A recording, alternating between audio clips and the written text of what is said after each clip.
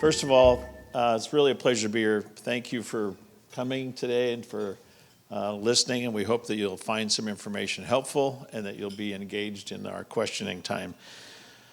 A little bit about Oregon City the Oregon City Homeless Solutions Coalition. It actually started out with that name, and I'll get to our new name here in just one second. I'm going to move this forward.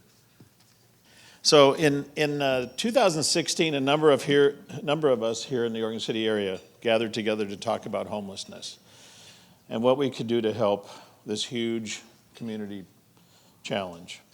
The first thing we did was we started by listening. As we knew that we couldn't solve the problem that we didn't understand. So we reached out to the community, to government, service providers, mental health specialists, the faith community, schools, and the homeless.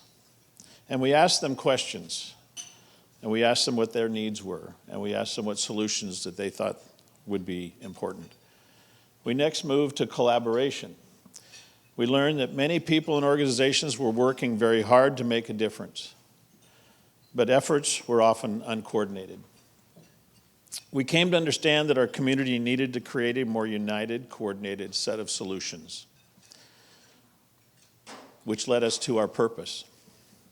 We created the Homeless Solutions Coalition with a purpose as follows: facilitate solutions to homeless by collaborating with community partners, specializing in services to bring hope and steer those affected by homelessness to a more independent and sustainable living. That led us to supporting our service providers. The coalition learned that we could make a big difference if we could build bridges between service providers, government agencies, healthcare specialists, educators, law enforcement, and many others. We learned, though, in short order, that the effort didn't just have a boundary around Oregon City. So we expanded our name to be Clackamas County. And that moved us from the Oregon City Homeless Solutions Coalition to Clackamas County Homeless Solution Coalition. Homeless affects all cities and towns in Clackamas County, and so therefore our expansion. We've got a great panel of speakers today, and I'll be introducing them now, and they'll come up. We'll have about a 3 to 5 minute presentation from each one. Then we have a set of 3 questions that I'll be asking each of them to answer. And then after that point, we'll have audience questions you can write on the card. So the first speaker that we have today is Becky Wilkinson. And Becky comes from Providence. And she is the program manager there of a program called Better Outcomes Through Bridges. And Becky, come on up and tell us about that program.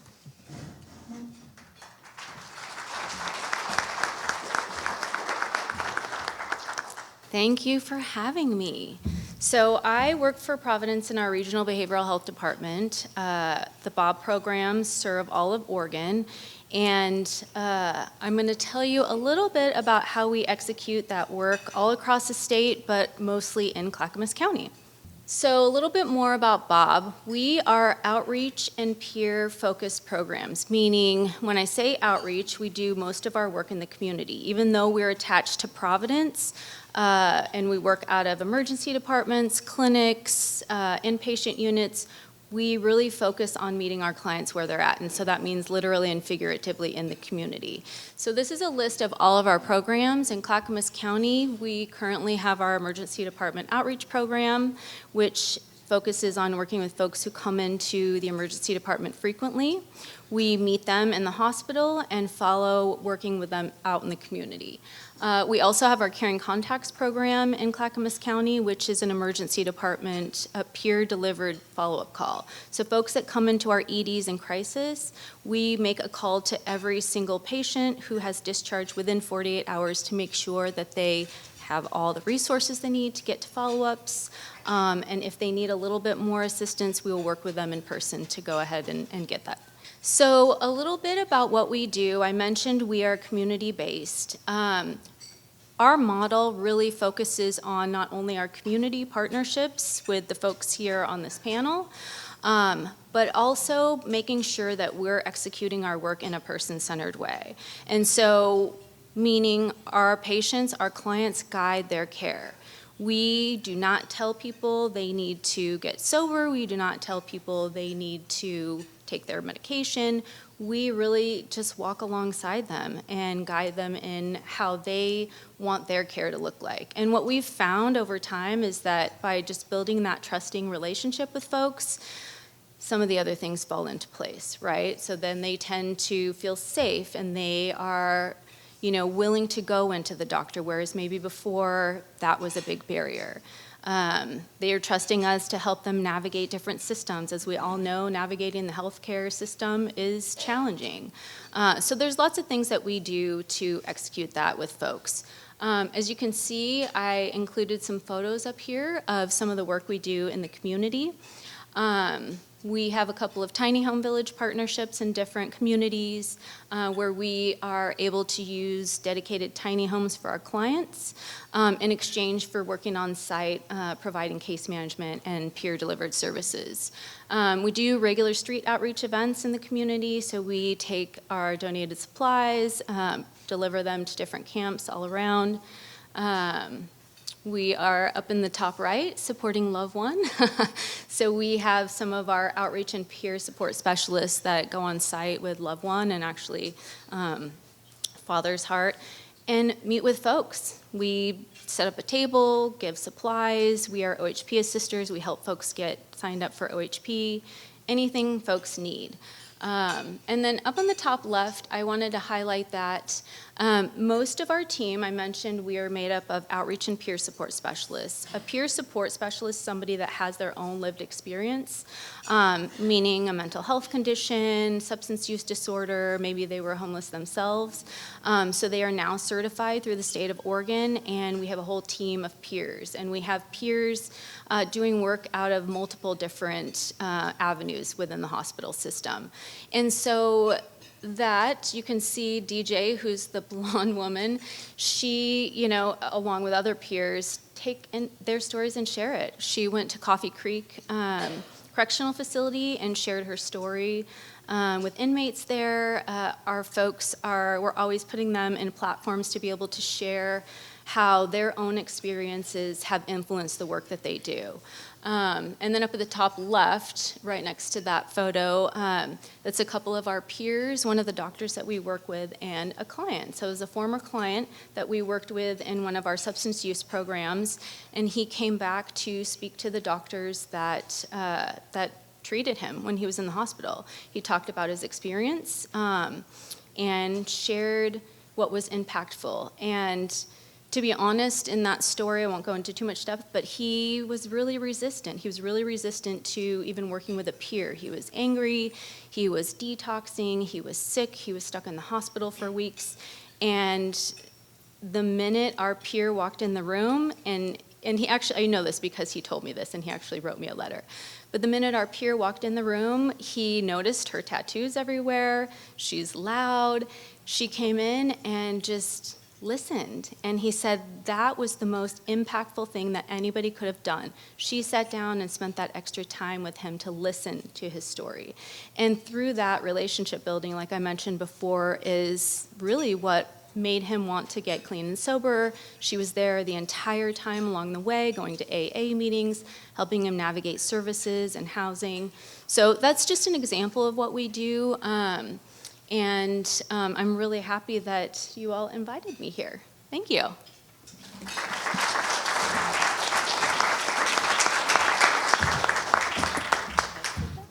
Thank you very much, Becky. One of the things that we appreciate most at the Oregon City Business Alliance is our sponsors of our events. It's something new that we just started, and it's so new that we forgot to introduce our sponsor of our event this morning. So it's my pleasure to introduce Sonia Fisher, who's going to come up. Clackamas County generously sponsored this luncheon today, and she has a few words.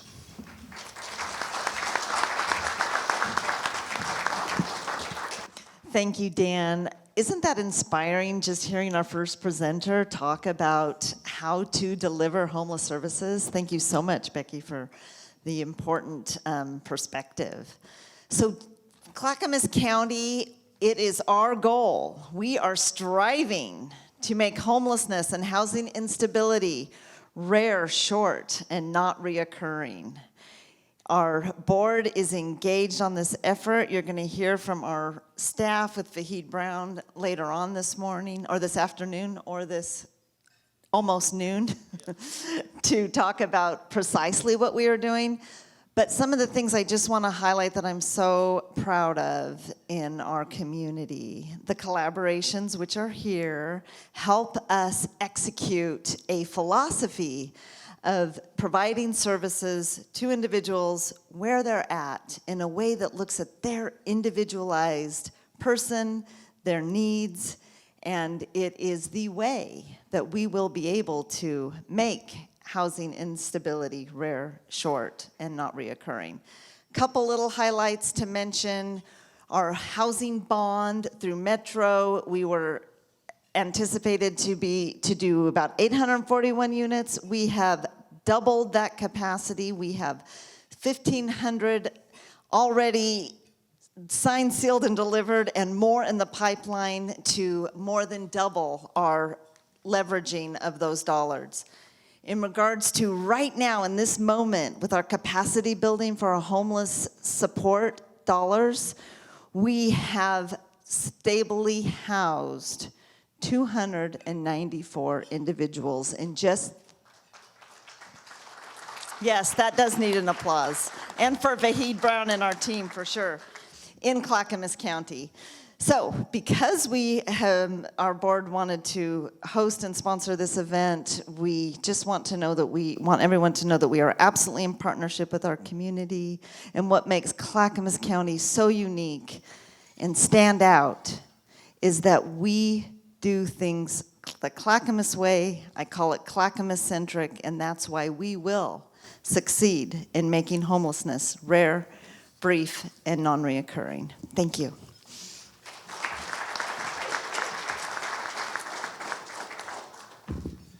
Thank you, Sonia. Very, very, very good words. Our next presenter today is Brandy Johnson. Brandy is executive director of an organization, nonprofit here that's based in Oregon City called Love One. Does phenomenal work through laundry and events and traipsing down in the canyon a couple times. So come on, Brandy, and tell us a lot more about what you do.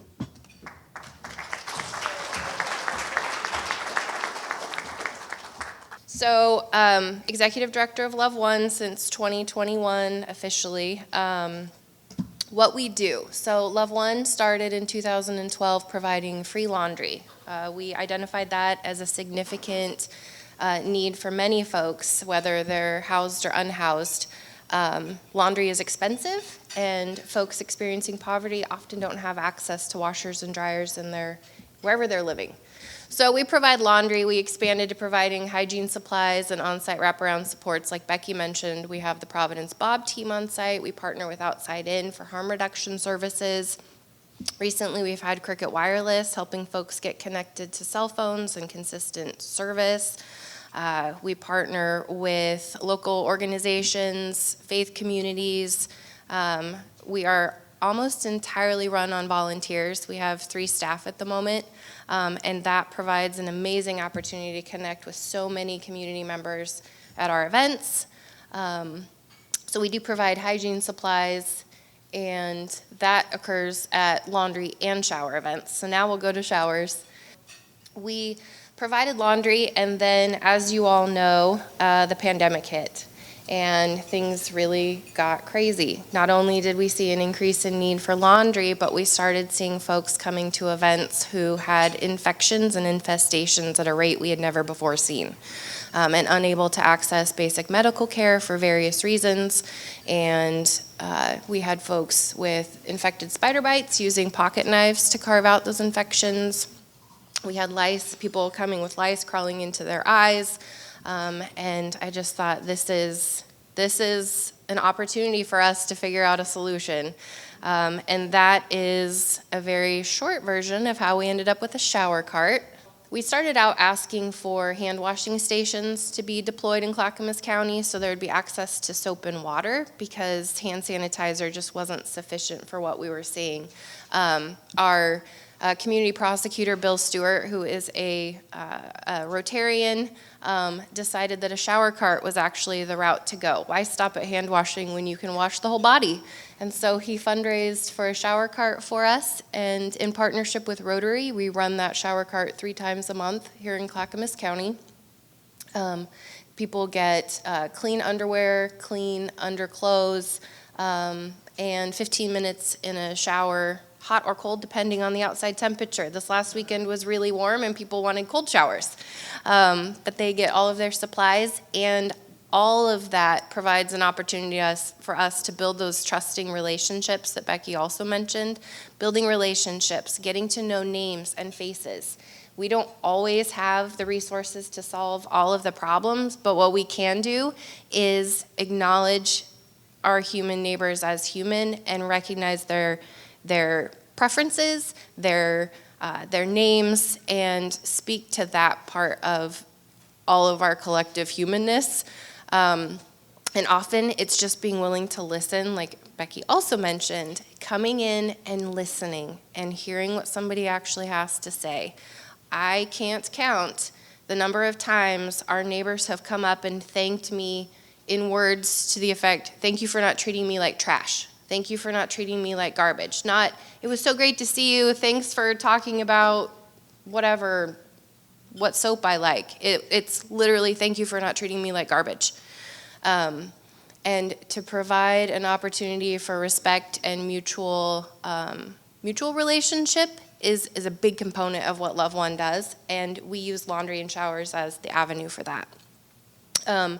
If we could go to the next slide. Another impact of the pandemic is that we started hearing about not only, so a couple of my coordinators work in the school system, and they were starting to hear about kiddos who no longer had access to the Backpack Buddies program because school was transitioning home and via Zoom.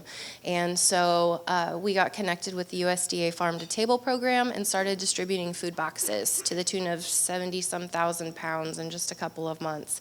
And we always ran out. And then when that program was discontinued, we looked for a new way to start providing food into particularly vulnerable communities.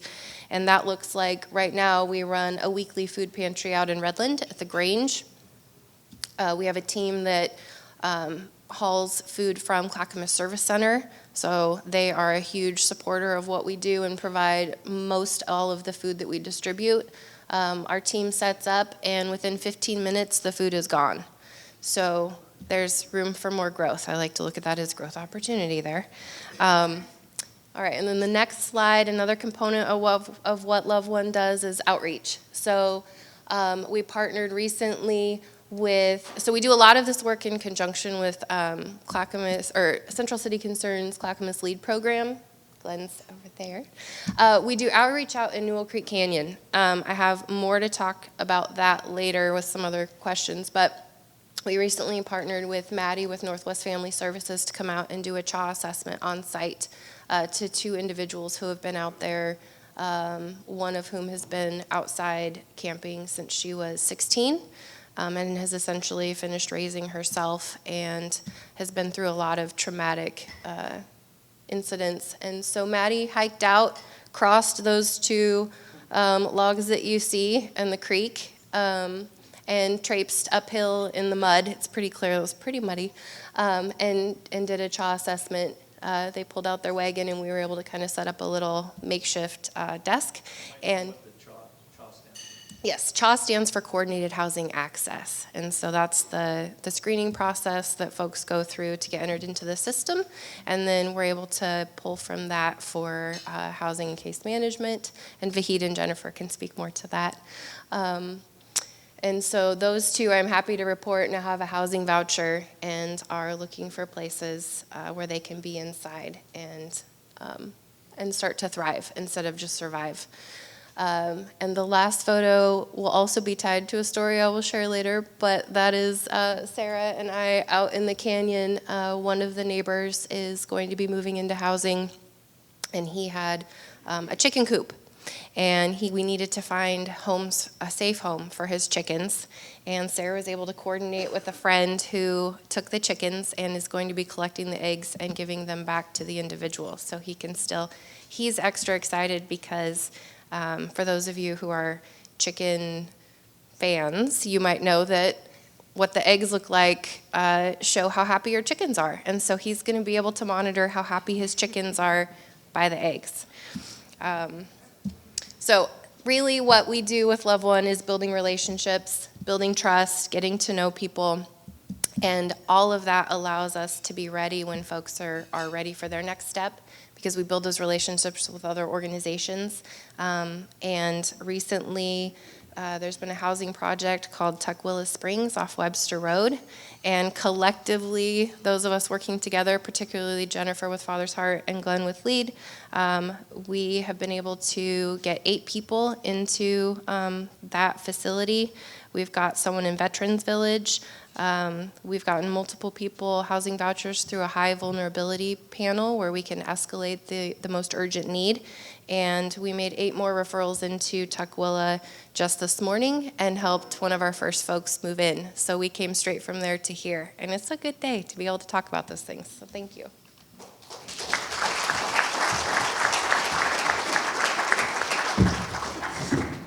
So when you look around and you have a feeling like nothing's going on, things are going on.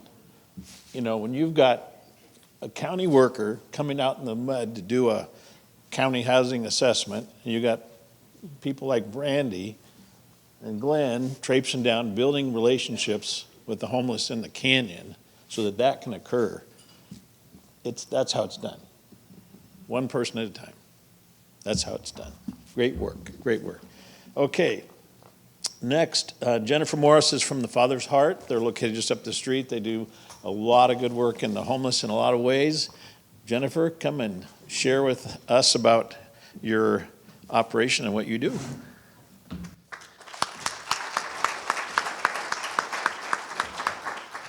Thank you, Dan. So I come to you all with lots of lived experience. I actually have a lifetime of lived experience. So I'll share briefly with you about that so that you can understand the compassion I come from in the work I do. So I grew up with 2 addicted parents, was a product of the foster system. I was a homeless teen mom, also became addicted and homeless as an adult, where I was I was downtown Portland homeless, and I found that there weren't a lot of services for women.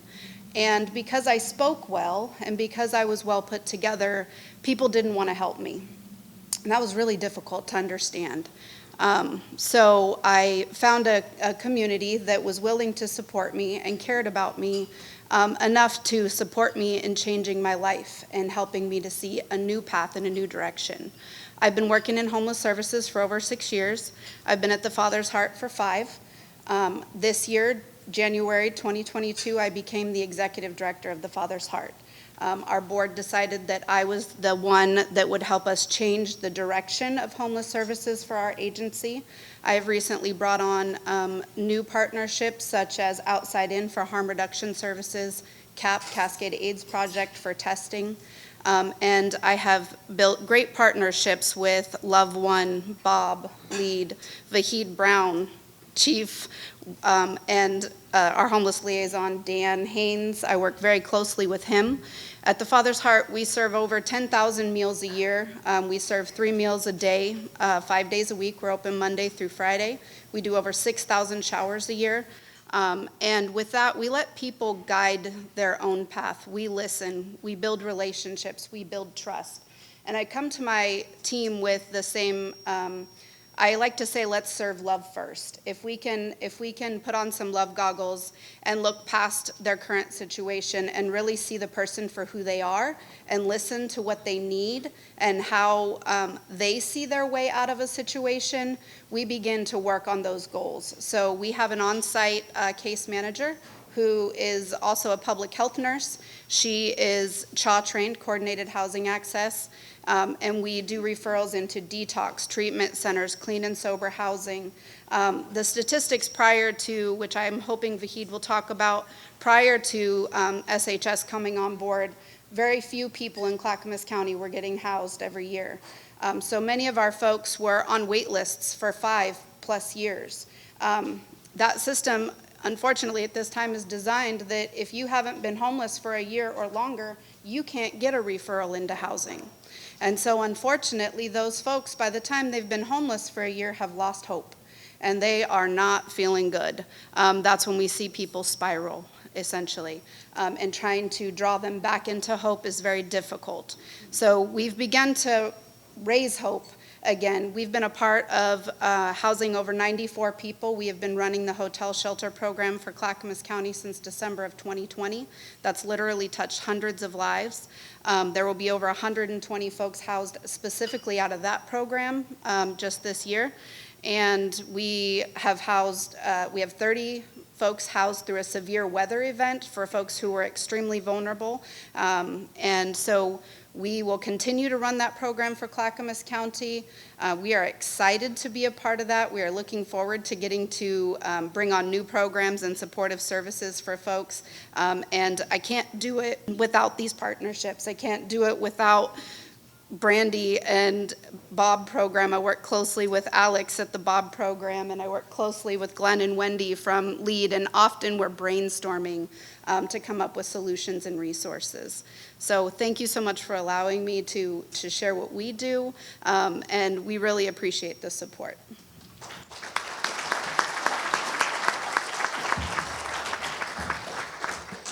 I think the Father's heart is in very good hands.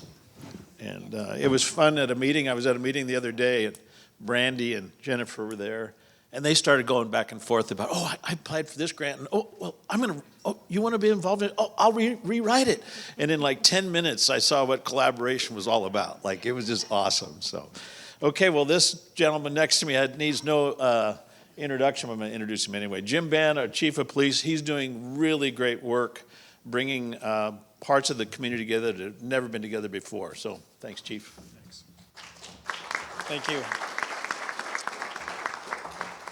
I've been in law enforcement about 24 years. I would have never guessed when I started in policing that I would spend this much time talking about homelessness. And quite honestly, as a chief, I probably talk about this topic more than any other. I would say that in policing, we sort of represent a kind of a conflict in the community and an evolution. When we started really seeing an influx of homeless folks, it was in around 2013. I started meeting with Terry Gant, who was the founder of Father's Heart, and I remember talking to her about things that were going on and changes in the community that a lot of people in the community were scared about, irritated about, angry about. And I would talk about situations and things that were happening. And Terry would come back at me with a name. Oh yeah, that's Marcus. Let me tell you Marcus's story. And she would tell me, about great traumas and things that somebody had come from. So I would switch to something else of echoing what I'm hearing and what our officers were dealing with. And she'd say, oh yeah, that's Teresa. This is her story. So I'm seeing all these behaviors and sort of angst in the community. Well, Terry knows these people, and Terry would be pushing back with, well, here's that person and here's their story. That sort of tension and conflict has really been what we've dealt with as a police department and sort of the weird place for us to live ever since then. There is fear in a community, especially a community, Oregon City, as we've looked at a lot of other communities dealing with homeless issues. We're smaller than a lot of cities with our concentration. They have more resources. We quickly learned, of course, everybody's heard, when you're a hammer, everything looks like a nail. That's how we tried to deal with homelessness initially. And we learned very quickly that didn't work. These folks that we were dealing with did not need to go to jail. They needed other things. And so that's where partnership started. And for me, that really started with Terry and learning. That's been a constant evolution. One of the things that we've really tried to do in the city is figure out how do we as local government do our best. One of the things is just understanding what the law is. and making sure that our community, when they're upset that we're not doing enough, that we're educating them, educating our own staff on what should we do, what can we do. Homeless people are not necessarily a protected class, but the courts almost look like them one, and so that's how we treat them. We make sure that we're not treating people and make sure our staff aren't treating people a certain way because they are homeless. They get treated like anybody else sitting on a park bench. The thing we learned early on, and when you look at things that have gone bad in other communities, is it is incumbent on us to be in the boat rowing and paddling in the direction of helping at the same time that we're working for the community who's afraid. So this tension sort of between the stories of these people and who they are, but while all this good work is being done, we are still getting calls. We're still getting neighbors who are upset, usually out of fear or something that they don't see, know, or understand. Some of the things that the city's done, most people are aware that early on we hired an officer who works full-time. All their job is to interact and gain trust with the homeless. And that has been extremely successful. There's a lot of people in our community who will not talk to any police officer, but they will be on the street talking to an officer and say, "Get Officer Haynes here and I will talk to him." Trust. And the same thing for us is the police. We had to learn, we had to gain a lot of trust with a lot of these providers. And this collaboration that's gone on has never been better. I still think we've got a long ways to go. Now that we're collaborating really well, I think what we're going to do in the future is just going to do nothing but get better.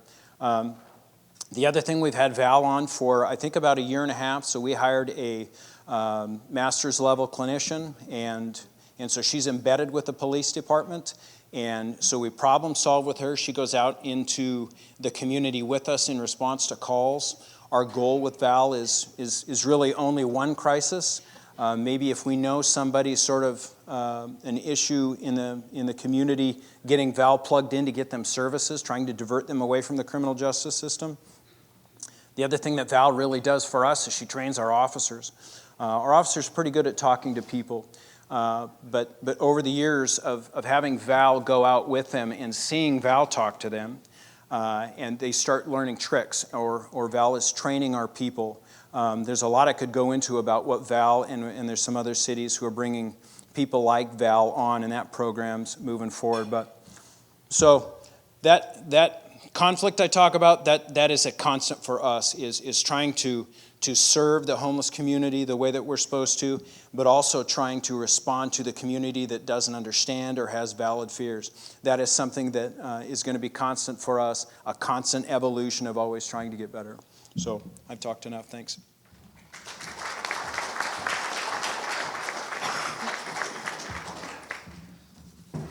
Okay, last but not least, we call Vahid the man with all the answers. No, not really. I won't put that pressure on him. But Vahid performs a huge role for Clackamas County, and he really is respected region-wide. This man has dedicated so much of his life to this issue, and he's in charge of our housing, supportive housing services funding that comes through Clackamas County, as well as the program manager of that. So, Vahid, come up and share with us. Thanks, Dan. Afternoon, everybody. It's a pleasure to be back with the Oregon City Business Association. It's been a while. And I've talked about this issue with this group a number of times, so I appreciate the interest and concern you all have had with this over the years. It's funny, Jennifer, when you said you hoped I would talk about statistics, it made me think of Chrissy Finneran and Vicki Finneran. I don't know if you knew them. Mother and daughter from our community, lived here their whole lives, many decades without housing, experiencing homelessness, living on the trail. Vicki was a CNA for years, but she and her mother both struggled with addiction, and they lived without housing. And you mentioned statistics and how things have changed with housing placements. And when I knew Vicki and Chrissy, They were both on wait lists for permanent supportive housing. That's what they needed. They'd been experiencing homelessness for many years. They were both disabled. They both had behavioral health conditions, experienced profound trauma, violence, abuse, attacks, rapes, living outside. And they were on wait lists. We were working with them. We knew them. They were in our lists. And the list that they were on had 2 placements a year maybe, sometimes 3. Shelter Plus Care, a federally funded program. And so they were never number 1 and 2 on a list of over 400 people. Vicki and Chrissy were never number 1 and 2, and they both passed away outside. Just in the last few years in our community. And that's the bad news, right? Homelessness is a traumatic experience that sickens and kills us. I know that this is a luncheon, and I'm sorry to be, kind of the dour person, but I've been working on the front lines of this issue for a long time, and so I remember Vicki and Chrissy and so many other people who are neighbors, members of our community, people who had family that loved them and cared for them, who passed away. The average life expectancy of a person experiencing homelessness in our community is 46. It's 3 decades shorter than for those of us who have stable housing. It's the most significant social determinant of health. If you don't have a safe place to live, that's the most dangerous element of your environment that you're missing. And that's why, as Commissioner Fisher said, we strive to make homelessness rare, brief, and not recurring, because it's dangerous. It's an emergency. My friends and colleagues on this panel and myself, we work in the emergency room of our economic system, right? I mean, if you think about, literally, it's like an emergency room. The households and neighbors that show up and receive services from the officers of the city, police, at the Father's Heart, at loved one events, at the ER outreach for the Bob program, are folks that are literally receiving wound care and kind of things for the experiences they have without housing. So we are the emergency room, and we've gotten better resources recently, and we're hopefully not going to see the kinds of things we had with Chrissy and Vicki, members of our community, elderly folks passing away outside on a list for a resource that just never came up for them. Now, I mentioned that there were over 400 people on that waiting list, the Shelter Plus Care waiting list. That's for people who are in need of permanent supportive housing, long-term housing support.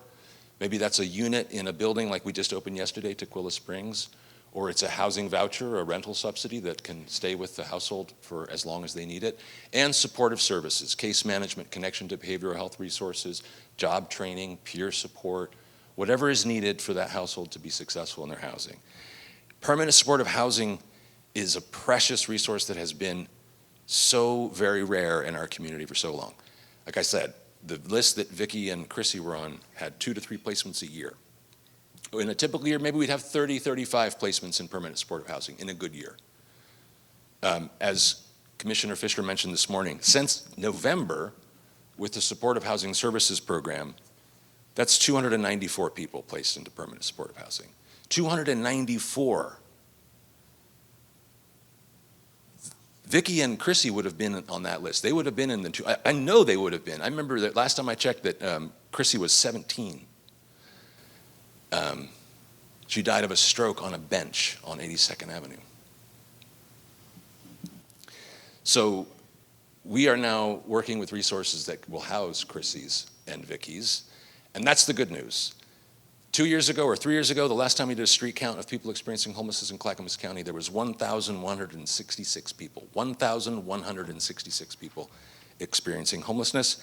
In January this year, we did another street count. There were 597. So that's a 49% reduction in the number of people experiencing homelessness in our community. That's a big deal. We haven't solved the problem. We'll always need an emergency room of our economic system. People will be in crisis. Things happen. When you're in the emergency room because you hammered a nail through your thumb, or you broke your kneecap, you got in a car accident, and you look around the room, there's all kinds of people in the emergency room from all kinds of backgrounds and walks of life. Stuff happens to all of us, right? So when you think about someone experiencing homelessness, it's just like with you when you're in the emergency room and you see someone suffering, waiting for their care. That's kind of like what we're doing. We're working with people in that ER, the ER of our economic system. But with the resources that we have, we're making a difference. I was with Brandy and Glenn with Clackamas County, Central City Concern. I did the same thing, did Central City Concern lead this morning. Tukwila Springs, the first bond-funded project that we opened in Clackamas County, opened yesterday. 48 units of permanent supportive housing. That's great, 48, right? As I mentioned, that's like more than the total placements in such a resource in a whole year, just created new. And this morning, the first neighbors of ours moved into their new home, and we got to welcome people to their new home and got their key and opened their door. Richard had been living homeless for more than 10 years in our community. His mother lives in Gladstone. His grandma's house is in Gladstone. Richard has a home. He's out of the emergency room. He's safe. And so that's the work that we do. I mean, I could talk about a lot of programs, lots of great housing programs and resources that the county is administering. The Metro Affordable Housing Bond is building. We're going to be building more than the 1,700 units with that resource. With the supportive housing services money, we'll be able to provide permanent supportive housing placements to more than 300 households this year. That's amazing.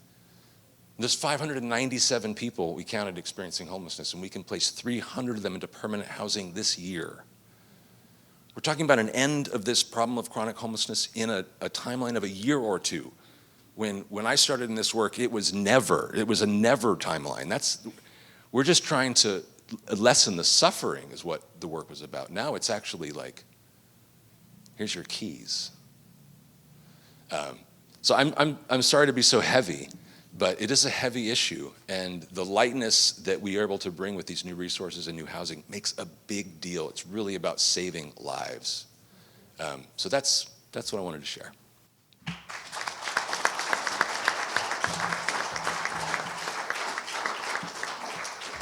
I know many of us have wondered, what's happening? When's it going to get better? Okay, we wanted to give you a little hope today. There's still so much to do. There's always going to be so much to do.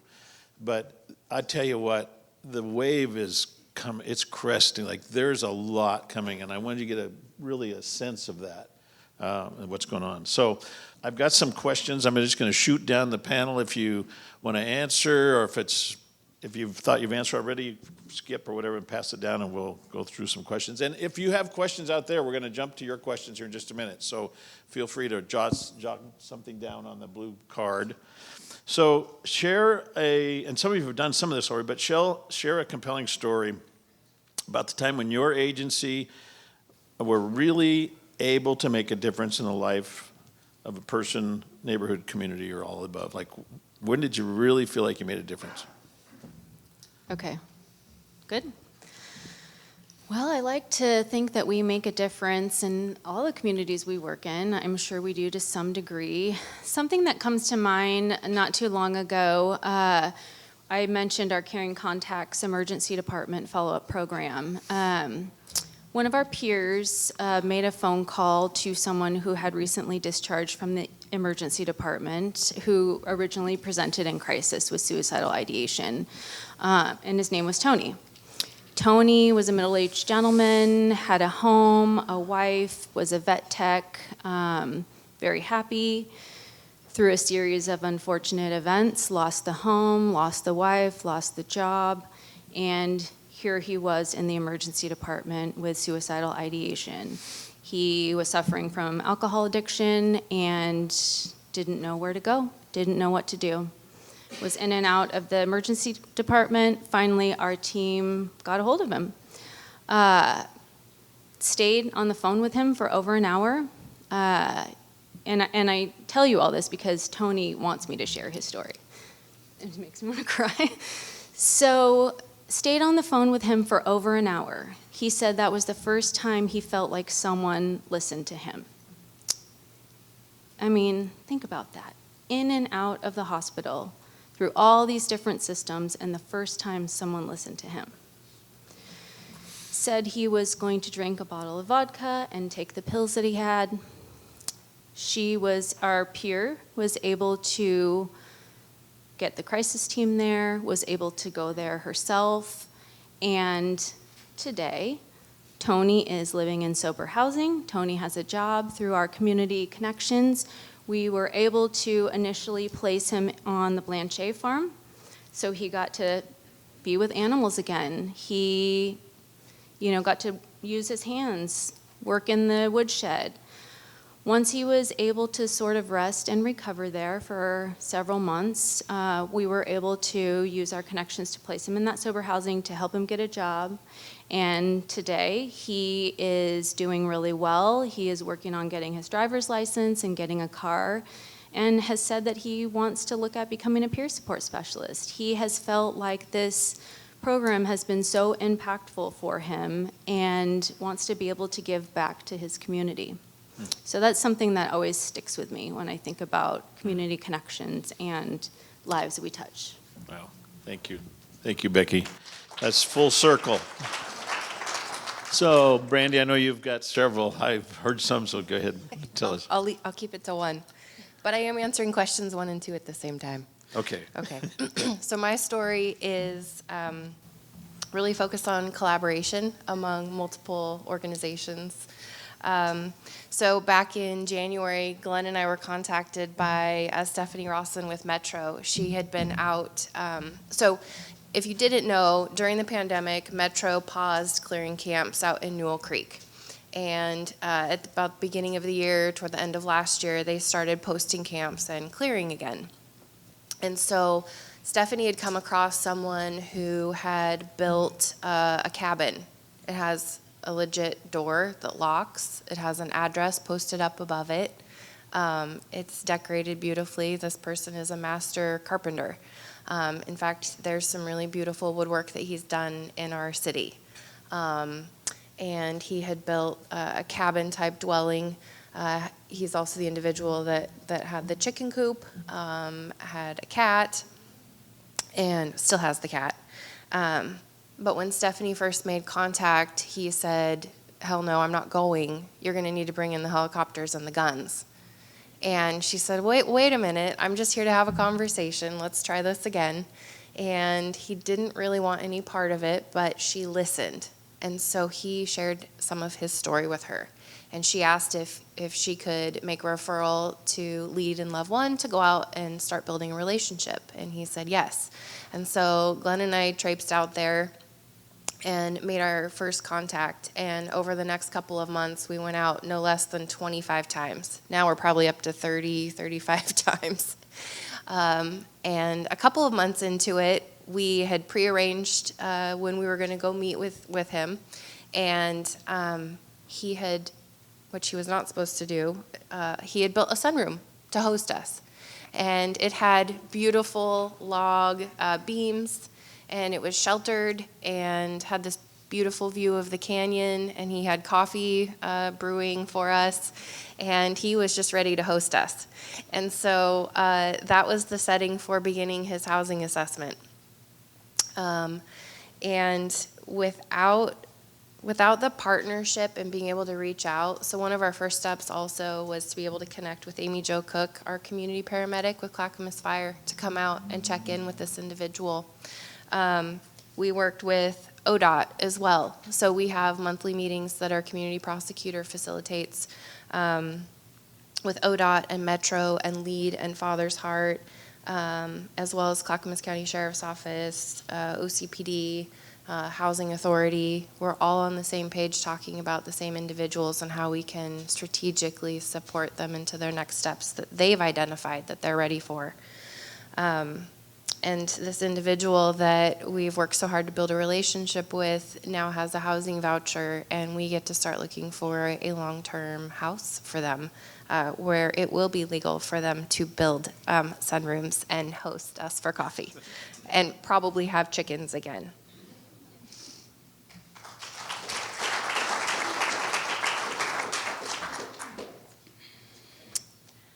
I will probably answer 1 and 2 together. I think those are in connection. So we cannot do this without a collaboration of partnership. So for me, I believe we make a huge difference in our community. We restore hope and dignity to those we serve. And so I could share a ton of stories, but I would like to share and highlight a story that I have permission to share. And collaboration, it took a heavy collaboration. So Latasha had been living on the street since she was 15 years old, struggling with addiction, a mother who had died due to a heroin addiction at a very young age. And this young lady was doing everything that she could do to survive, struggling with abuse and all of the things that come with being homeless and on the streets. She became pregnant and was homeless and pregnant. This is very recent, so some of you had probably seen her walking around and on McLaughlin. She had reached out to Brandy and said, "I can't do this anymore." I had been working with Latasha for several years. Brandy reached out to me and said, "What can we do?" She reached out to LEAD, "What can we do?" LEAD was able to get her a referral to Letty Owens. Letty Owens is a Central City Concern program that houses moms and their children and also does an addiction treatment program at the same time. They're an amazing program. This young lady, there was going to be a gap of time, though, between when she was being exited from the hospital to when she could get into this program. It was going to be 5 days. So we all came together in collaboration and said, "What can we do?" So we all pooled our money together. We got her a hotel room. We worked with DHS, and DHS said, "Okay, if you can come up with dedicated volunteers that will provide 24/7 line of sight vision for her and baby, then we will keep the baby out of the system and we will allow her to move on to Letty Owens." So we again pulled our resources, called all of us together, and volunteers stayed with that mom 24/7 while we loved on her and supported her, and we all brought her supplies. We got mom over to Letty Owens. Mom has almost 90 days clean and sober. The state has stepped out of the picture. She is no longer involved with the state, and she will get to move forward with her baby and being a mom. So that's, for me, what making a difference in collaboration looks like.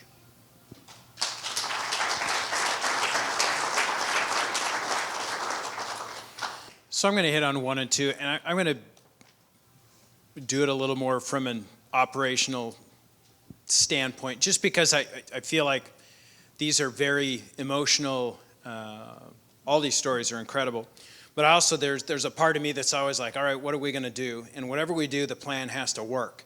And I think what I've seen recently in terms of collaboration, we started having meetings that we never had before, where we got everybody in the same room, and just sitting back and watching all the people at this table, our officer, people from our city, start talking. Somebody would mention an individual, and bing, bing, bing, everybody knew who this person was. And so now you have everybody talking about not the problem, but the people and the individuals.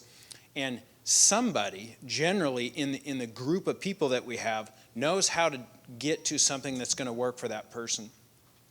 So I sort of thought, why in the heck have we not had these meetings 8 years ago? Nonetheless, it really shows to me that as a community, as we're starting to hone in and get more organized and just put the right people in the room and let them figure it out, get out of their way, get them the funding they need, get them the resources they need. This is not a problem that gets solved. I've learned this. It is not a problem that gets solved as a whole. Every one of these cases is different. When you say homeless people, they're as individual as everybody in this room. They run the spectrum. So for me, the success that I've really seen, that I've gotten excited about, is the way that we are collaborating. I think some of these folks have been collaborating a long time, but we're finally in the boat. And I think that that's what I really look forward to seeing more of, with money coming in, more people paying attention to this, is more collaboration is really starting to net things. Brandy talked about that Newell Canyon.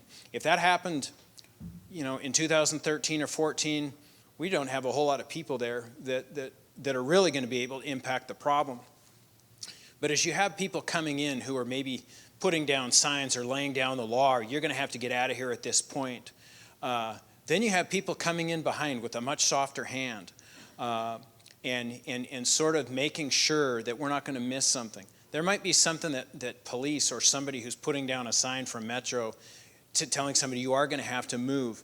But then we have people who are coming in behind them like Glenn and Brandy, who are maybe going to get along with him good enough, or they're going to trust them enough that we're going to be able to connect them to some sort of service. It really takes a village, and I think the village is coming together better than it ever has.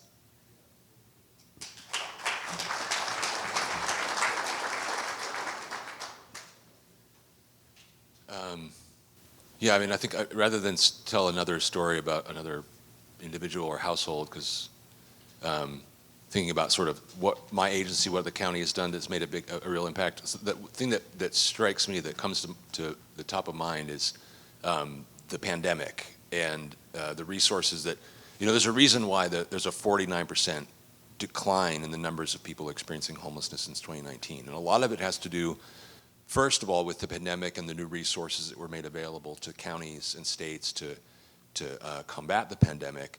And then, of course, the follow-on of the supportive housing services dollars that we were able to sustain some of those gains that we were able to make with the initial pandemic investments. So where that made the biggest difference was in a program called the Motel shelter program for folks experiencing homelessness that were most at risk of severe infection if they were to become exposed to COVID, people who were very old, who had compromised health, people with disabilities.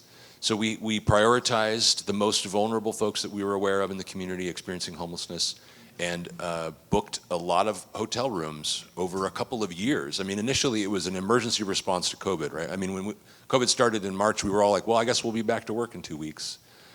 And we need a safe harbor for these very vulnerable people in the meantime. And it didn't turn out to be back to work in 2 weeks or 2 months, and now not even 2 years. So we had to really provide that safe harbor for those most vulnerable members in our community for a long time. And that would have been fantastic in and of itself. 2 years of safety off the streets for very vulnerable people who were kept from being exposed to the virus. But because of the supportive housing services dollars, we had this population of folks who were highly vulnerable. We already knew these were the most vulnerable people experiencing homelessness. So they were really already prioritized at the top of a list, right? We already had a list. We already had them sheltered. We already had the Father's Heart and our partners in the community working with them one-on-one. So we were able to use our supportive housing services dollars to then move them into permanent housing, to permanent supportive housing. So that 132 households from homelessness, unsheltered homelessness, to a pandemic emergency response hotel room, now to a long-term permanent supportive housing placement.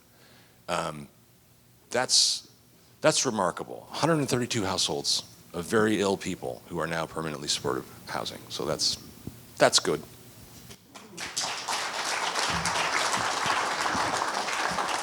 Okay, we're going to move on to audience questions because I want to make sure that we address some of these. So, Jim, this is for you. What are the current laws in Oregon City in regards to public camping? Is it acceptable in certain places? In 2 minutes or less. There's two main rulings. There's a Boise ruling and the Grants Pass ruling. I'm oversimplifying, but the Boise ruling basically said that people are allowed to sleep somewhere unless you've got a place for them to go. They can sleep on the sidewalk in public spaces.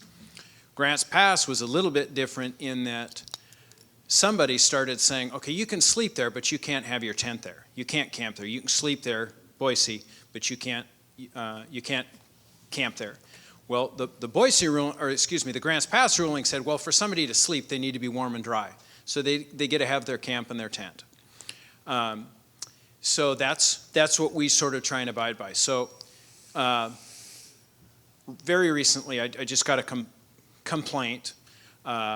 Pictures, there's a guy asleep on a sidewalk right next to City Hall. He's laying down. He doesn't have a camp. He's just laying down. People can get by just fine.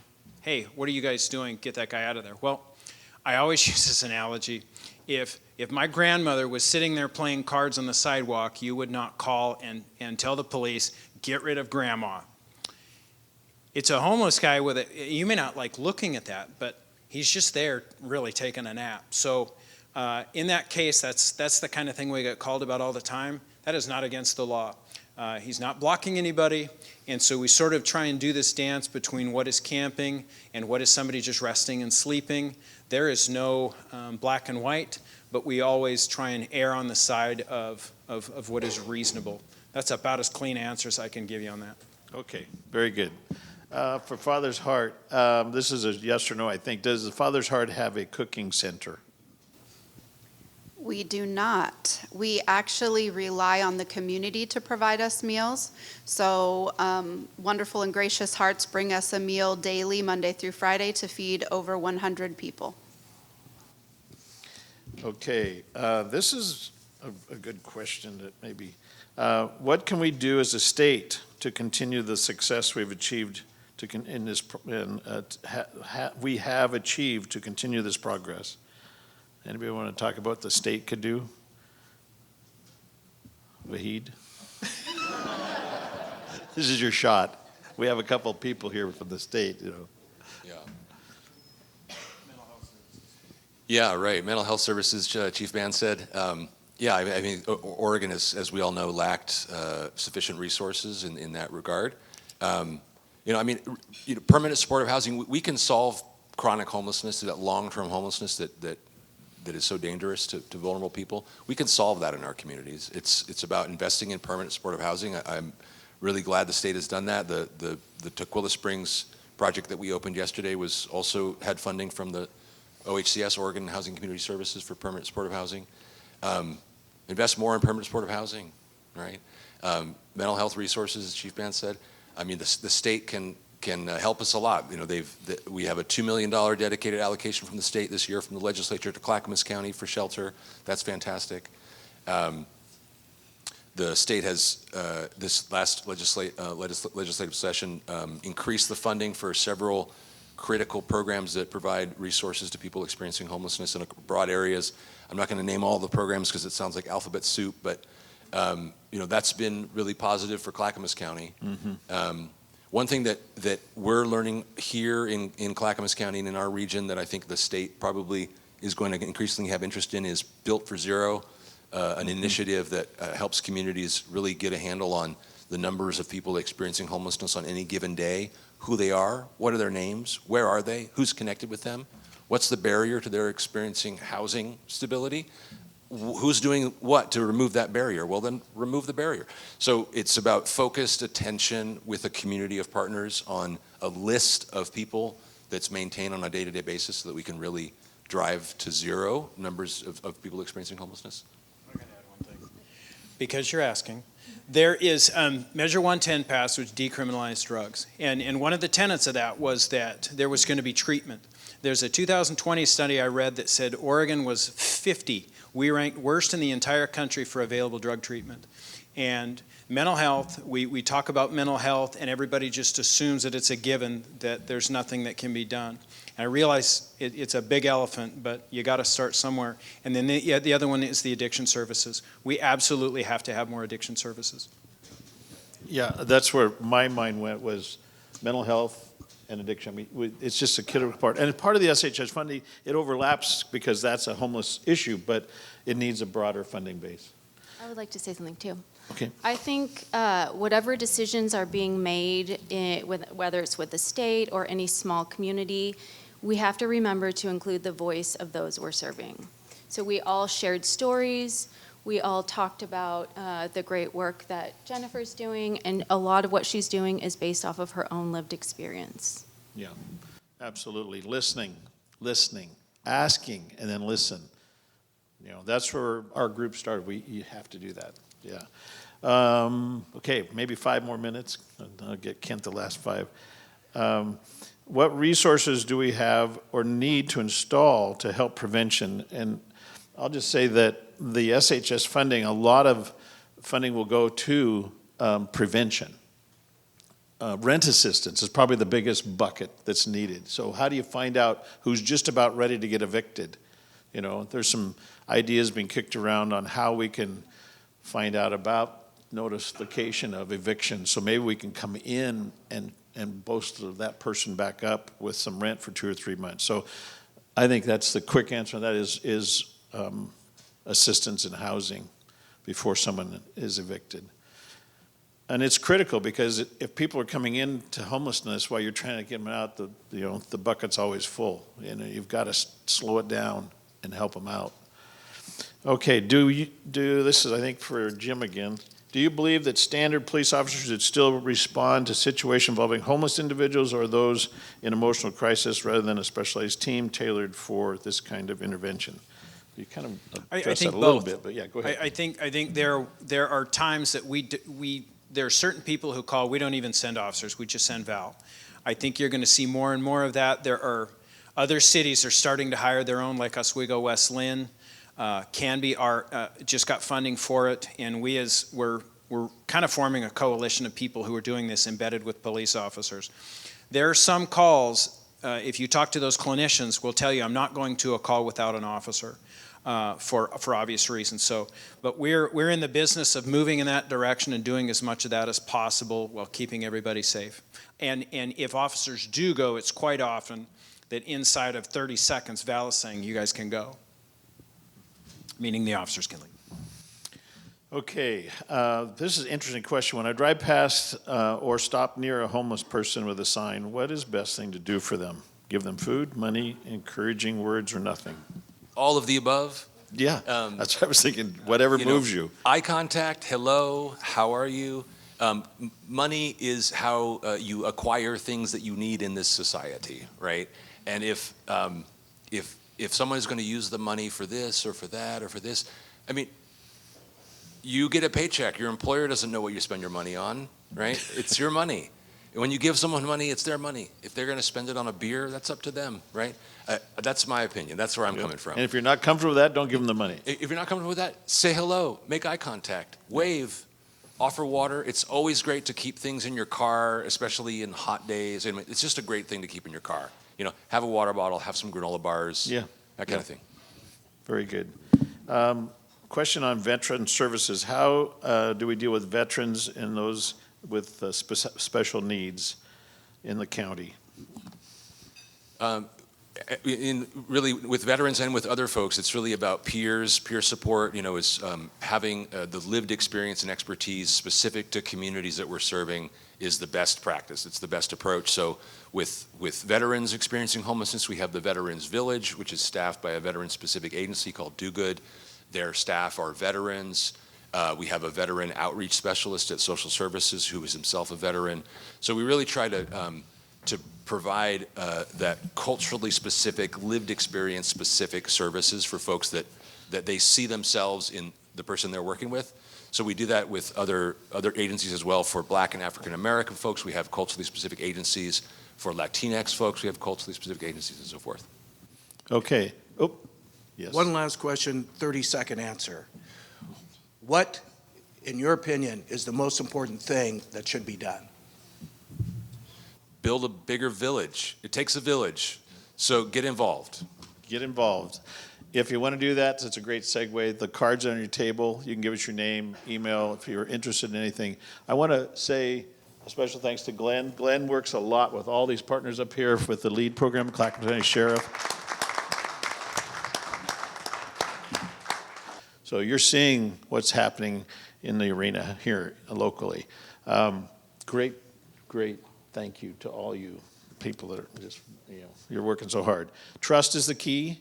When Brandy walks down the canyon with coffee, she's building trust.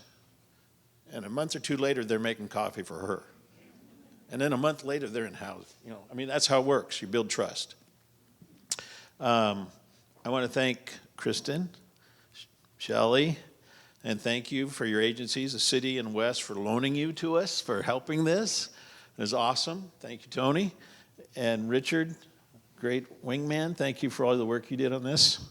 And let's keep it rare, brief, and not reoccurring. There you go. It's all yours.